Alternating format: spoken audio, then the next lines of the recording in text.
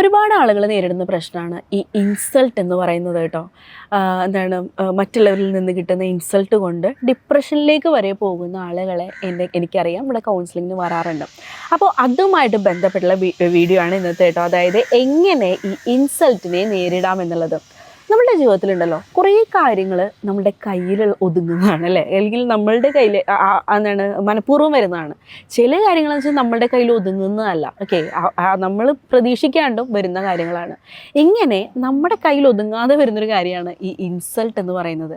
ഇതിനെ രണ്ട് രീതിയിൽ നമുക്ക് നേരിടാം. ഒന്ന് എന്ന് പറയുന്നത് നമുക്കതിനെ അങ്ങ് ഇഗ്നോർ ചെയ്യാം. ഓക്കെ, അതെന്തെങ്കിലും ആവട്ടെ, ഇതൊന്നും എന്നെ ബാധിക്കുന്ന കാര്യമല്ല, ഇഗ്നോർ.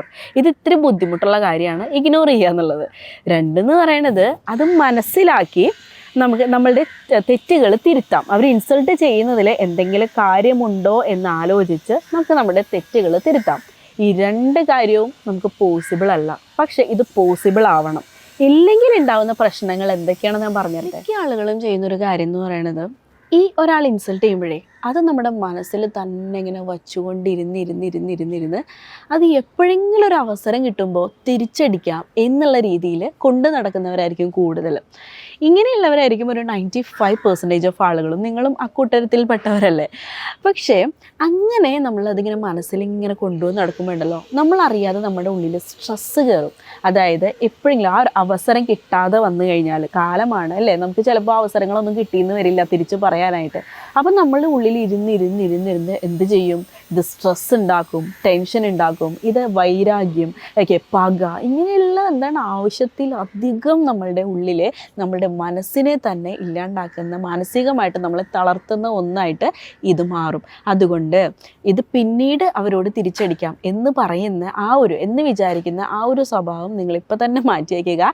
കാരണം അങ്ങനെ നിങ്ങളുള്ളിൽ വയ്ക്കുന്നുണ്ടെങ്കിൽ അത് നിങ്ങൾക്കിപ്പോൾ സ്ട്രെസ് ഉണ്ടാക്കുന്നുണ്ട്. ഇനി മറ്റു വിഭാഗക്കാരുണ്ട്. ഒരാൾ നമ്മൾ ഇൻസൾട്ട് ചെയ്യുമ്പോഴേ അതിനെ എതിർത്ത് പറയുന്നവർ. അങ്ങനെ എതിർത്ത് പറയുമ്പോൾ എന്താ ഉണ്ടാവണേന്നറിയോ? ആ ഇൻസൾട്ട് ചെയ്യുന്ന ആൾ വിജയിക്കും. കാരണം നമ്മൾക്ക് വിഷമമായി, നമുക്കത് സങ്കടം ഉണ്ടാക്കി എന്ന് തോന്നുകയല്ലേ. എന്തായാലും ഒരാളെ ഇൻസൾട്ട് ചെയ്യുമ്പോൾ ആ ഇൻസൾട്ട് ചെയ്യണ ആൾ വിചാരിക്കണം എന്താ, അവൻ വിഷമിക്കണം എന്നുള്ളത് തന്നെയാണ് അല്ലേ. അതൊരു സൈക്കോ ആണ് കേട്ടോ. കാരണം എന്ന് വെച്ച് കഴിഞ്ഞാൽ ഒരു സാഡിസമാണത്, മറ്റുള്ളവർ എൻ്റെ വാക്കുകൾ കൊണ്ട് വിഷമിക്കണം എന്നുള്ളത്. അങ്ങനെ ഇൻസൾട്ട് ചെയ്യുമ്പോൾ നമ്മൾ അവരോട് തിരിച്ച് പറയുകയാണെങ്കിൽ അവരാണ് വിജയിക്കുന്നത്. പകരം നമ്മൾ മിണ്ടാതിരിക്കുകയാണെങ്കിലോ അവർ തോറ്റുപോകും. കാരണം അവർ പറഞ്ഞതൊന്നും നമ്മൾ വലിയ വിലക്ക് എടുത്തിട്ടില്ല എന്നവർക്ക് തോന്നും. അതുകൊണ്ട് ഇനി നിങ്ങൾക്ക് വിഷമം ഉണ്ടെങ്കിൽ പോലും സൈലൻ്റ് ആയിട്ടിരിക്കുക, മിണ്ടാതിരിക്കുക. അപ്പോൾ ഇൻസൾട്ട് എന്ന് പറയുന്നതേ ഞാൻ മുമ്പ് പറഞ്ഞ പോലെ നമ്മുടെ കയ്യിലൊതുങ്ങുന്നൊരു കാര്യമൊന്നുമല്ല. മറ്റുള്ളവർ നമ്മളെ ഇൻസൾട്ട് ചെയ്തുകൊണ്ടേയിരിക്കും. അപ്പം നമ്മളെന്താ ചെയ്യേണ്ടത്? ഇഗ്നോർ ചെയ്യുക, അത് വേണ്ടാന്ന് വയ്ക്കുക. നമ്മളതൊന്നും കേട്ടിട്ടില്ല, കണ്ടിട്ടില്ല. കാരണം നമ്മളിൽ തന്നെ ഒരു വിശ്വാസം ഉണ്ടല്ലോ, ഞാൻ അങ്ങനെയല്ല എന്നുള്ളൊരു വിശ്വാസം. എന്നിട്ടും അതവർ ചെയ്യുന്നുണ്ടെങ്കിൽ അത് അവരുടെ കുഴപ്പമാണ്, നമ്മുടെ കുഴപ്പമല്ല എന്ന് ആദ്യം തിരിച്ചറിയുക.